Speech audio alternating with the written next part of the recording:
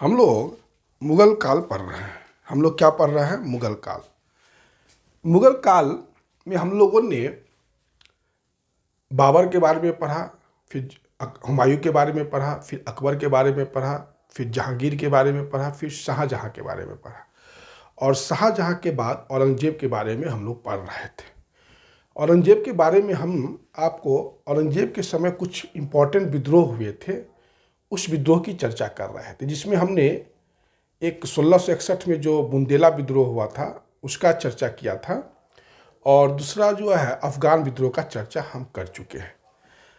औरंगजेब के खिलाफ जो तीसरा विद्रोह हुआ वो जाट विद्रोह था। जाट विद्रोह यह 1667 में हुआ था। जाट विद्रोह कब हुआ था? 1667 में हुआ था।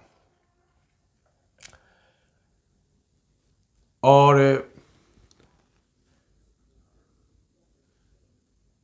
सॉरी 1669 में हुआ था जाट विद्रोह 1669 में हुआ था। यह औरंगजेब के खिलाफ होने वाला पहला संगठित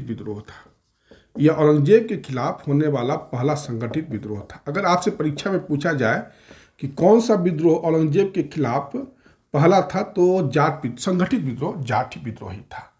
और इसका कारण था किसान की समस्या। इसके कारण क्या था? किसान की समस्या, चाहे भूमि की समस्या के कारण जो है जाट विद्रोह हुआ था। इसको गोकुल नामक एक जाट ने जो है इसको शुरू किया था। इसको शुरू किया था। बाद में राजा राम ने इस विद्रोह का कमान संभाला, और कहा जाता है कि 1686 के आसपास राजा राम ने अकबर का जो मकबरा है सिकंदरा में, उसमें से अकबर का हड्डी निकाल के हिंदू विधि विधान से उसका अंतिम संस्कार किया था राजा राम। ये काफ़ी आप कह सकते हैं कि लंबा समय तक औरंगजेब के खिलाफ ये विद्रोह चला। यह आगरा के ही क्षेत्र में था, आगरा और मथुरा के क्षेत्र में ही था ये विद्रोह। फिर बाद में चूड़ामन के नेतृत्व में ये जो जाट विद्रोह, औरंगजेब की मृत्यु जब 1707 में हो भी गई तो होता रहा। बाद में मथुरा के पास एक भरतपुर जगह है, भरतपुर वैसे राजस्थान में है, तो वहीं पर जो है भरतपुर में जाट ने अपना राज्य स्थापना किया था। तो यह और बाकी हम चर्चा आपको मॉडर्न हिस्ट्री जहाँ पढ़ाए हैं वह सब चर्चा हम कर दिए। तो भरतपुर राज्य का स्थापना जाटों ने जो चूड़ामन ने किया था। तो यह आपका हो गया जाट विद्रोह के बारे में जो चाहिए जानकारी वो मैंने आपको दे दिया। जाट विद्रोह के बाद आपका हुआ सतनामी विद्रोह। जाट विद्रोह के बाद आपका जो विद्रोह हुआ वह हुआ सतनामी विद्रोह। सतनामी विद्रोह भी मथुरा के ही पास हुआ था, नारनौल में। मथुरा के पास एक जगह है नारनौल, वहीं पर सतनामी विद्रोह हुआ। और यह विद्रोह का कारण था एक सतनामी जो शिष्य थे, सतनामी धर्म को मानते थे, और उनके बीच में और वहाँ का जो मुगल गवर्नर था, दोनों के बीच में किसी बात की लेकर लड़ाई हो गई। तो यह सतनामी विद्रोह शुरू हो गया। मथुरा के आसपास जो नारनौल जगह है, यह मार्च 1672 में यह विद्रोह शुरू हुआ था, मार्च 1672 में। और ये जो सतनामी थे ये सत्य और ईश्वर में विश्वास करते थे, इसलिए ये सतनामी कहलाए।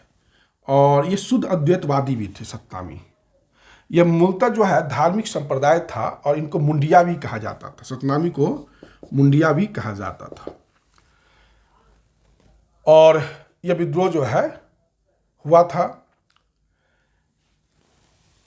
तो थोड़ा सा ध्यान में रखिएगा, यह मूलतः धार्मिक कारण से यह विद्रोह का कारण था वो एक सतनामी और मुगल गवर्नर के बीच जो कुछ बात के लिए रंजिश हो गया था। इसी बात के लिए कि मथुरा के आसपास नारनौल में सतनामियों ने विद्रोह कर दिया 1672 में। एकमात्र विद्रोह जो औरंगजेब के खिलाफ हुआ था वो धार्मिक, उसके कारण धार्मिक था, उसका स्वरूप धार्मिक था। वह जो है आपका सिख विद्रोह था।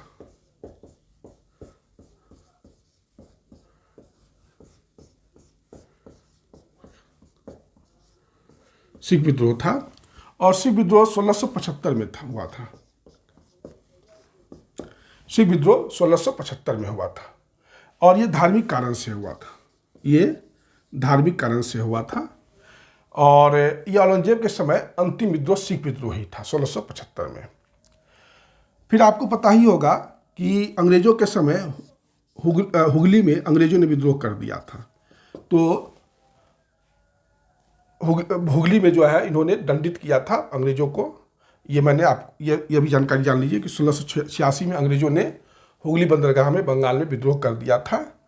तो और इस विद्रोह को दबाया था शाइस्ता खान ने, है ना। उसके बाद अकबर का बेटा था, राजपूत विद्रोह हुआ। राजपूत विद्रोह के बारे में कल भी चर्चा किए थे कि राजपूत विद्रोह जो है उत्तराधिकार की समस्या के कारण हुआ था, मारवाड़ में हुआ था और उसको समर्थन मेवाड़ के शासक ने दिया था। और यह लगभग 30 सालों तक चला था, 1689 से लेकर 1709 तक राजपूत विद्रोह। कल इस पर चर्चा हुआ है। और एक विद्रोह हुआ औरंगजेब के बेटा अकबर ने 1681 में मारवाड़ और मेवाड़ के सपोर्ट से, दुर्गादास राठौर के सपोर्ट से, जो मारवाड़ के सेनापति थे दुर्गादास राठौर, उसने क्या किया, औरंगजेब के बेटा अकबर ने, औरंगजेब के बेटा का भी नाम अकबर है, उसने अजमेर में जो अपना राज्याभिषेक करवा लिया। जब यह सूचना अकबर को पता चला था, औरंगजेब को पता चला तो काफ़ी गुस्सा आया। तो फिर दुर्गादास राठौर ने औरंगजेब के इस बेटे अकबर को दक्षिण भारत में संभाजी के पास भेज दिया। और फिर जब औरंगजेब इसी बेटा का पीछा करते हुए दक्षिण भारत एक बार गया तो फिर उत्तर भारत लौट कर नहीं आया। और फिर यह जो अकबर, जो औरंगजेब का बेटा था, इसको संभाजी ने ईरान भगा दिया और ईरान में ही अकबर की मृत्यु हो गई। तो यह हो गया आपका और औरंगजेब के समय में जो जो इम्पोर्टेंट विद्रोह हुए थे वो सबकी जानकारी मैंने आपको दे दिया।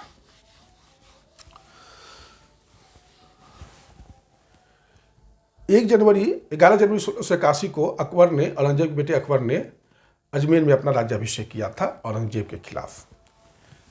देखिए, दिल्ली में लाल किला है, इसको शाहजहां बनाया था।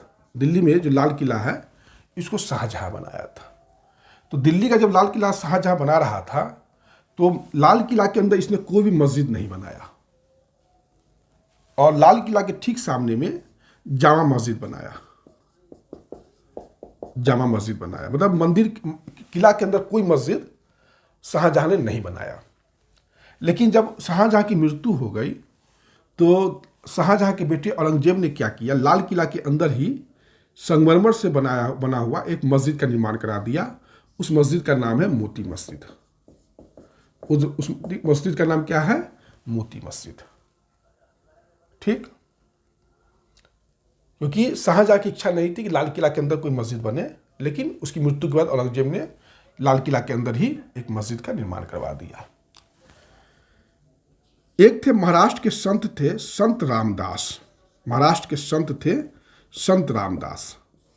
इनका पूरा नाम समर्थ रामदास भी है, ये समर्थ रामदास। तो ये महाराष्ट्र के संत थे, संत रामदास और समर्थ रामदास। कभी कभी परीक्षा में पूछ लेता है कि ये किसके समकालीन थे, किस मुगल बादशाह के समकालीन थे। तो देखिए, इनका जन्म हुआ था 1608 में। 1608 में जन्म हुआ था। तो 1608 में जन्म हुआ था, इसका अर्थ है कि 1605 में अकबर मर गया। तो जहांगीर का भी समकालीन हुआ, शाहजहां का भी समकालीन हुआ, ये औरंगजेब का भी समकालीन हो गया। ठीक, लेकिन पूछता है कि ये लगभग किसका समकालीन था। तो अपने मतलब ये इसका जो जवाब होगा वह औरंगजेब होगा। ठीक, इसका जवाब क्या होगा? औरंगजेब होगा। कारण यह है कि इसने राजनीतिक रूप, संत रामदास जब राजनीतिक रूप से प्रमुखता प्राप्त किया या धार्मिक रूप से प्रमुखता प्राप्त किया तो उस समय औरंगजेब का शासनकाल था, यही कहने का अर्थ है। और ये तो हुए महाराष्ट्र के संत थे संत रामदास या समर्थ रामदास। और एक अकबर के समकालीन थे सिखों के गुरु, चौथे गुरु रामदास, जिसको अकबर ने जो है अमृतसर में 400 बीघा जमीन दिया था, जहाँ पर आजकल गुरु अर्जुन देव ने जो है अमृतसर शहर बसा, मतलब जो मंदिर बनाया था स्वर्ण मंदिर। तो यह आपका बाद में जो स्वर्ण अमृतसर शहर बसा, ये सब जो है, ये सब तो चर्चा हो चुका है, इसलिए इस पर क्या चर्चा करना। शाहजहां की बड़ी बेटी थी जहांआरा। मैंने बताया था शाहजहां की बड़ी बेटी थी जहांआरा।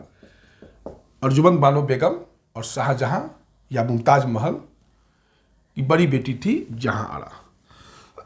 और जहां आरा जब शाहजहां को औरंगजेब ने कैद कर लिया था 1658 में, तो जहां आरा ही जो है शाहजहां को 8 साल तक जो है उसको देखभाल किया था। ठीक, जब शाहजहां की मृत्यु हो गई तो जहां आरा को जो है औरंगजेब, चूंकि औरंगजेब की एक बड़ी बहन थी है, तो बहुत इज्जत भी करता था यह, तो जहां आरा की बड़ी बहन को साहिबात उल जमानी का उपाधि दे दिया। साहिबात उल जमानी का उपाधि दे दिया। साहिबात उल जमानी का उपाधि दे दिया, है ना। तो यह जो है जहांगीर के बारे, सॉरी, जहां के बारे में जानकारी है। जहांरा औरंगजेब की बड़ी बहन थी जो शाहजहां का देखभाल किया था जेल में, कैद में। कभी कभी पूछ देता है औरंगजेब की बेटी सबका नाम पूछ देता है कि औरंगजेब की बेटी सबका नाम बताइए। तो औरंगजेब की 5 बेटी थी। औरंगजेब की कितनी बेटी थी? 5 बेटी थी। एक का नाम था मेहरू निंसा, एक का नाम क्या था? मेहरू निंसा, जेबू निंसा। ये सब पूछ सकता है, परीक्षा में एक बार पूछा है। मेहरू निंसा, जेबू निंसा, जिंतू निंसा, जिंतू निंसा। औरंगजेब की 5 बेटी थी। एक बेटी का नाम मेहरू निंसा, दूसरी बेटी का नाम जेबू निंसा, तीसरी बेटी का नाम जिंतू निंसा, चौथी बेटी का नाम बदरू निंसा, बदरू निंसा, और 5वीं बेटी का नाम जुबदत्तू निंसा, जुबदत्तू निंसा। 5वीं बेटी का नाम जुबदत्तू निंसा। तो ये औरंगजेब की बेटियों का नाम है ना।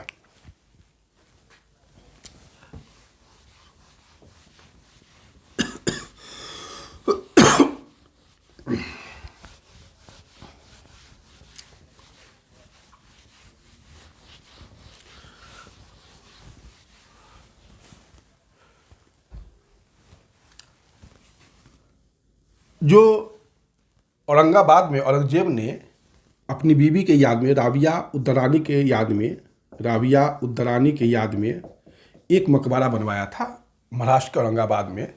इसको दूसरा ताजमहल भी कहा जाता है। राबिया उद्दरानी का जो मकबरा है औरंगाबाद में, जिसको औरंगजेब ने बनवाया था, उसको दूसरा ताजमहल भी कहा जाता है। लेकिन यह ताजमहल का घटिया नकल है। इसलिए कहा जाता है कि ताजमहल की तरह इसको बनाया गया है, ताजमहल के स्थापत्य शैली पर ही इसको बनाया गया है। इसको बीबी का मकबरा भी कहा जाता है, बीबी का मकबरा भी कहा जाता है। और इसको औरंगजेब ने 1651 से लेकर 1661 तक बनाया था, है ना। और राबिया उद्दरानी, द्वितीय ताजमहल, बीबी का मकबरा, और ये सब जानकारी है।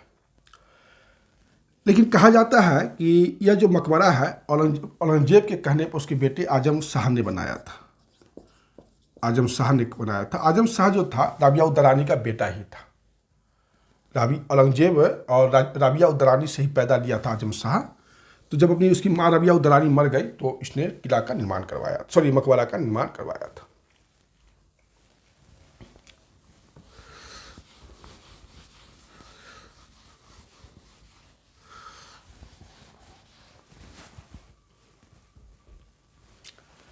औरंगजेब ने जिहाद चलाया था। औरंगजेब ने जिहाद चलाया था। जिहाद का अर्थ है जो गैर धार्मिक, जो गैर मुसलमान है, दारुल हर्ब, जो गैर मुसलमान क्षेत्र है उसको दारुल इस्लाम में बदलना, उसको इस्लामिक देश में बदलना। यह जो है औरंगजेब के जिहाद का उद्देश्य था। औरंगजेब के जिहाद का उद्देश्य था कि दारुल हर्ब, जो गैर इस्लाम क्षेत्र है, उसको दारुल इस्लाम, इस्लामिक क्षेत्र में बदल देना। औरंगजेब ने 1679 में जजिया कर को पुनः लगा दिया, जिसको अकबर ने 1564 में हटा दिया था जजिया कर को। उसको 1679 में औरंगजेब ने जजिया कर को पुनः जो है लगा दिया था, है ना। फिर से हिंदुओं से जजिया औरंगजेब ने 1679 में वसूलना शुरू कर दिया। अकबर जो है उसको जो है, मैंने कल कहा था, मनसबदार जो थे, हिंदू मनसबदार सबसे ज़्यादा औरंगजेब के शासनकाल में थे। देखिए अकबर के समय में हिंदू मनसबदार की संख्या 22.5% थी। कुल मनसबदार थे उसके 22.5% अकबर के समय में हिंदू मनसबदार थे। वहीं शाहजहां के समय में थोड़ी सी गिरावट आ गई, लेकिन 22.4% था, बहुत मामूली अंतर है। अभी भी हिंदू मनसबदार शाहजहां के समय भी काफ़ी अच्छी स्थिति में थे। लेकिन औरंगजेब के समय में सबसे ज़्यादा हिंदू मनसबदार थे, 31.6%। अकबर के समय में हिंदू मनसबदार 22.5% थे। वहीं शाहजहां के समय में 22.4% हुए। लेकिन वहीं औरंगजेब के समय में 31.6% जो है हिंदू मनसबदार थे। कहने का अर्थ कि प्रशासन में हिंदू मनसबदारों को औरंगजेब ने अच्छी मात्रा में जगह दिया और 50% से ज़्यादा हिंदू मनसबदार मराठा थे। इनमें 31.6% जो हिंदू मनसबदार थे, उसमें 50% से ज़्यादा मनसबदार मराठा थे। तो यह हो गया आपका। मैंने आपको बताया, आप लोग जानते ही होंगे 1686 में औरंगजेब ने बीजापुर जीता था और 1687 में गोलकुंडा जीता था। जब गोलकुंडा औरंगजेब ने जीता था 1687 ईस्वी में, तो उस समय गोलकुंडा का जो शासक था अबुल हसन कुतुब शाह। अबुल हसन कुतुब शाह, अबुल हसन कुतुब शाह जो है गोलकुंडा का शासक था, है ना। कहा जाता है कि अकबर ने गोलकुंडा के किले को उसी सोने की चाबी से, औरंगजेब ने गोलकुंडा के जब जीता था 1687 में, वहाँ के शासक अबुल हसन कुतुब शाह को पराजित करके, तो गोलकुंडा को उसी सोने की चाबी से खोला था, जिस किला को अकबर ने, जिस चाबी से अकबर ने 1601 में असीरगढ़ के किले को जीतने के बाद खोला था। इस किला को उसी चाबी से, फिर से समझिए, अकबर ने 1601 में असीरगढ़ का किला जीता था। तो उस असीरगढ़ को किला को जीतने के बाद एक सोने की चाबी से, कुंजी से असीरगढ़ का किला खोला गया था। उसी सोने की चाबी से जिसको अकबर ने असीरगढ़ का किला खोला था, जब औरंगजेब ने 1687 में गोलकुंडा को जीता था, जिस समय गोलकुंडा के शासक थे अबुल हसन कुतुब शाह को पराजित किया था, और जब किला खोला था तो उसी अकबर ने जो असीरगढ़ का जो सोना का कुंजी था खोला था, उसी चाबी से जो है गोलकुंडा का किला भी औरंगजेब ने खोला था। ठीक, तो आज इतना ही रहने दीजिए, फिर नेक्स्ट वीडियो में हम आपको और भी कुछ चर्चा करेंगे। अब जो है, जो शासक के बारे में जो पढ़ाना था हम पढ़ा चुके हैं।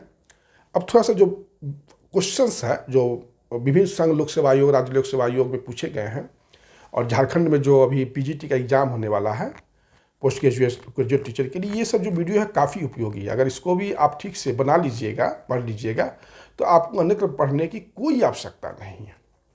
इसी से आपका काम इतना अच्छा हो जाएगा, तो जो कि क्योंकि किसी पाठ्यक्रम के किसी भाग को छोड़ा नहीं गया है।